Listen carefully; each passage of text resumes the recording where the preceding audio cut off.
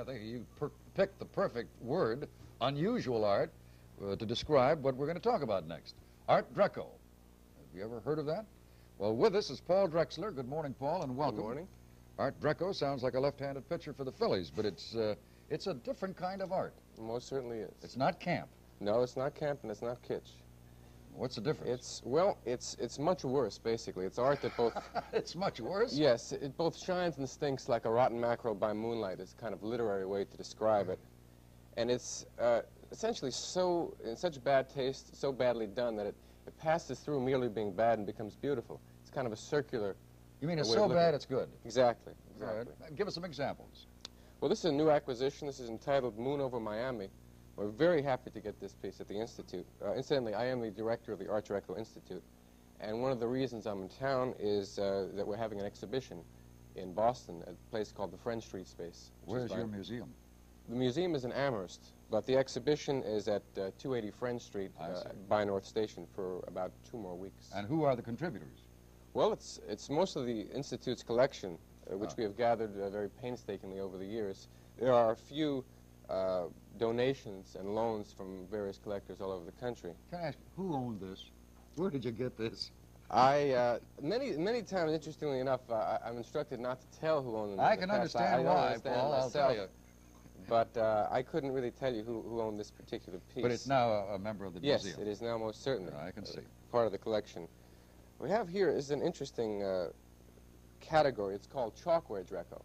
And this was made in Japan in the 1930s and 40s.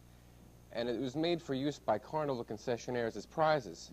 And it conforms beautifully to the cheap illusion that lies at the heart of the carnival. You know, what you see is not what you get. It works kind of on 2 levels. From 10 feet away, it kind of looks moderately attractive statue of a woman holding a Russian wolfhound. But when you get up close, you start to notice a few things wrong with it. For example, the colors run the colors are not only uncomplimentary, but very garish, and they kind of run onto each other. Like the yellow from her shirt runs onto the dog, runs onto a dress. If you look at her face closely, you'll notice that from 10 feet away, she has a model's frozen smile, but right up close, she doesn't have any teeth at all. It's like a woman lacking dentures. Paul, I wish I'd have saved one. I remember one we had in our house. It was a cat. It was a doorstop.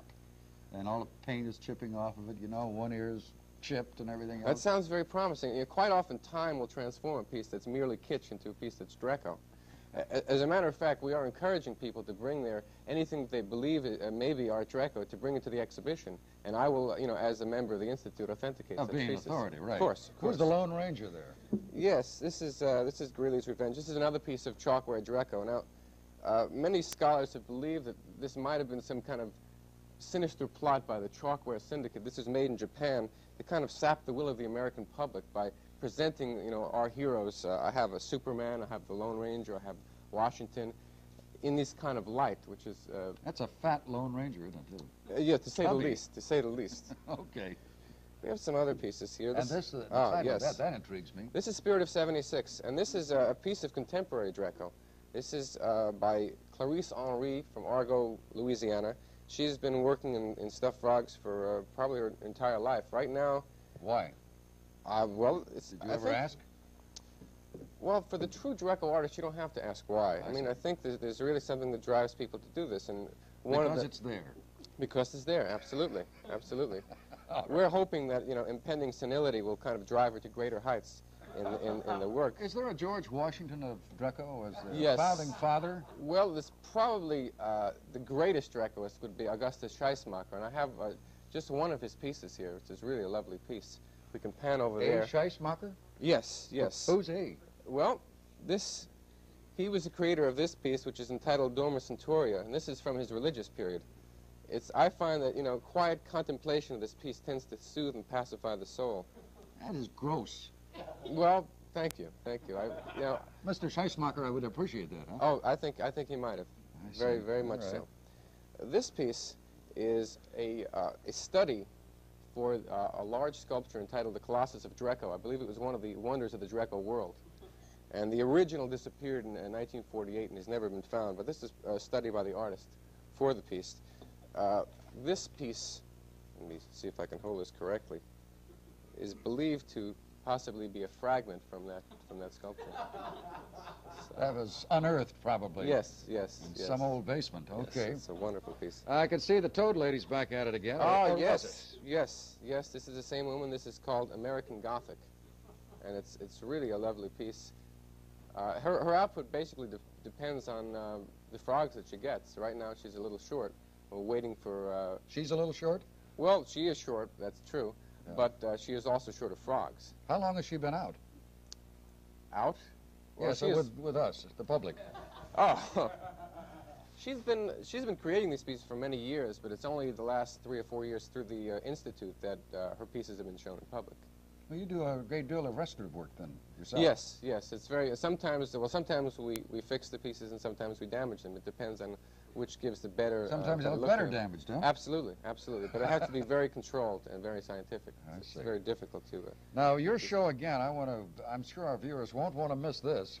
It's going to be downtown Boston. Yes, it's right at North Station at 280 Friend Street. And it will be there. It's Wednesday through Sunday. It will be there through July 9th. What's the name of the building? The name of the studio is the Friend Street Space. Oh, Friend Street Space. I see. And Is there you'll a have sign? to watch, there'll be a Art small Dreco? sign. One has to look carefully for it. It kind of fits in with what we're doing here. All right, Paul, I thank you very much for introducing us to the world of Art Dreco. It's very nice to be here. It's been with us a long time, but we really yes, didn't know what it was. huh? Yes, it's true. It's the kind of thing that's been destroyed by succeeding civilizations, but there are usually a few pieces around to Usually keep up in the collection attic going. or in the basement. Right? Absolutely.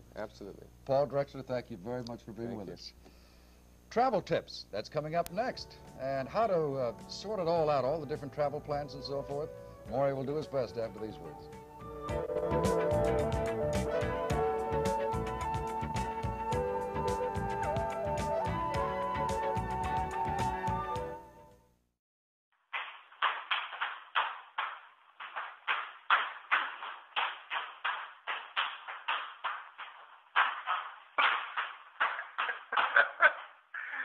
Great. All the different travel plans and so forth. Maury will do his best after these words.